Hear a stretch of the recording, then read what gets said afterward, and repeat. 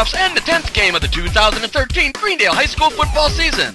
This is the first game in the WIAA State Playoffs as Greendale, who holds the number 1 seed, will be hosting Pius XI, who holds the number 8 seed. These two teams played earlier this year and Greendale won 35-7. That was then and this is now, so both teams need to play their best or their season will be over tonight if they lose. Panthers won the toss and elected to receive first to start the game. After the kick sailed into the end zone, they would begin from their 20. They immediately went to the ground and pound game and passed only when they needed to.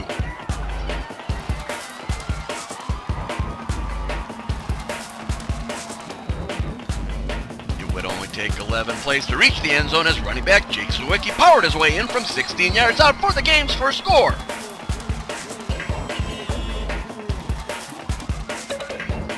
Rakowski's point after kick was good, making the score 7-0 with 8:24 left in the first quarter of play. Pius would now be starting from their 20 after the kick reached the end zone. The Panthers' swarming defense was all over them, forcing the Popes to line up for a punt going 3 and out.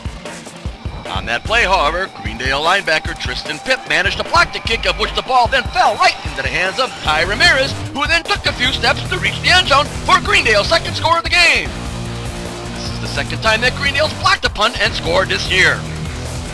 Point after try was no good, making the score 13-0 with 6:34 left in the first quarter. After the kick, Pius would be starting this drive from their 24.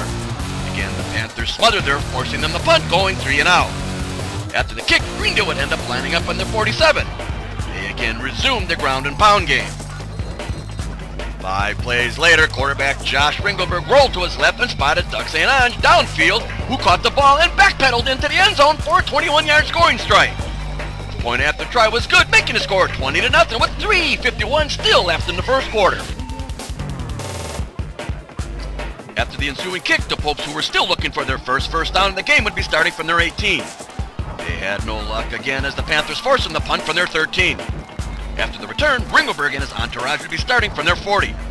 2 plays later, he would throw a pass to wideout Mitchell Breeze in the left flat, who made a sick catch and then sprinted 56 yards to the end zone, capping off a 2-play, 60-yard scoring drive. The kick was good, and Greendale was now starting to do what they've been doing all year in blowing games wide open in the first quarter by a score of 27-0 with 1:02 still left in the first. After the kick, the Popes, who now had their hands full, would be starting from their 24. He would run 5 plays, taking the game into the second quarter before Rakowski snatched the tip pass and sprinted 48 yards the other way for a pick 6. He would then make the kick and make the score 34-0 with 10:57 now left in the first half. The Popes would start their next drive from their 20 once again. They found themselves lining up for a punt 6 plays later as they were having trouble putting a drive together. After the kick, Greendale would be starting from their 33. 8 plays later, Ringelberg would throw a rare interception that was returned by Pius to their 35.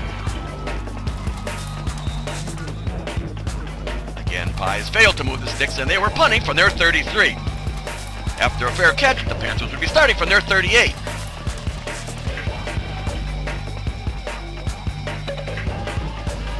It only took 2 plays to find pay dirt as Ringelberg hooked up with Nate Miller, who was running a seam route down the middle for a 61-yard score.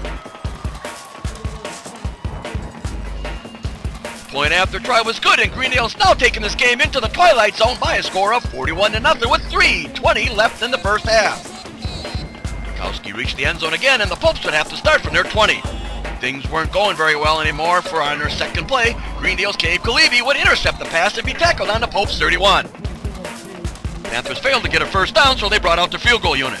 After a perfect snap and hold, Rakowski, who has enough power, dropped it over the crossbar from 46 yards out for the score. The score was now 44-0 with 46 seconds still left in the first half. The Popes would get the ball and run 2 plays before the first half came to an end.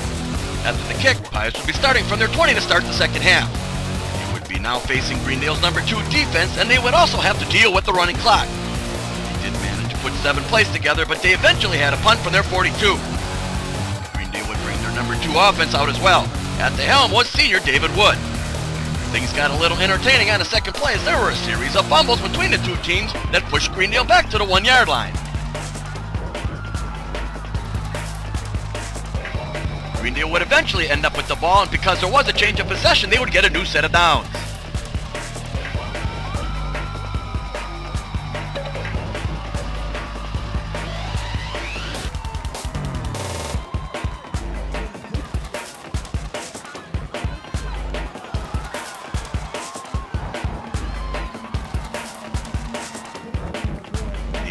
9 plays together, taking the ball all the way to the Pope's 23 before fumbling the ball away. Pius was now just trying to see if they can avoid the shutout. 14 plays and a lot of time later, they finally crossed the goal line from 1 yard out by quarterback Joe Blando. Kicker Alex Price made the kick, making the score 44-7 with 5:33 now left in the game.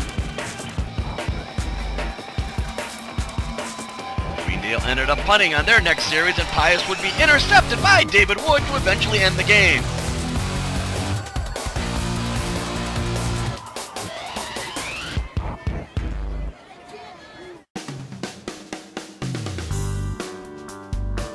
The final score would be Greendale 44, Pius 7. Greendale, who remains undefeated at 10-0, will now move on to round 2 of the playoffs. As a result of Brown Deer defeating Two Rivers, Greendale will have to travel to Brown Deer for round 2. The reason that is because every team that makes it to round 2 deserves to host the game no matter what they're seeded. These two teams just played each other 3 weeks ago, of which Greendale easily won by a score of 47-14. Don't let that score fool you though, because a lot of things can happen when you play a team for the second time in the same year. Greendale should win, they will host a level 3 game against either Wisconsin-Lutheran or Plymouth the following week. Next week's game is at Brown Deer and starts at 7 o'clock. Hope to see you all there. So long.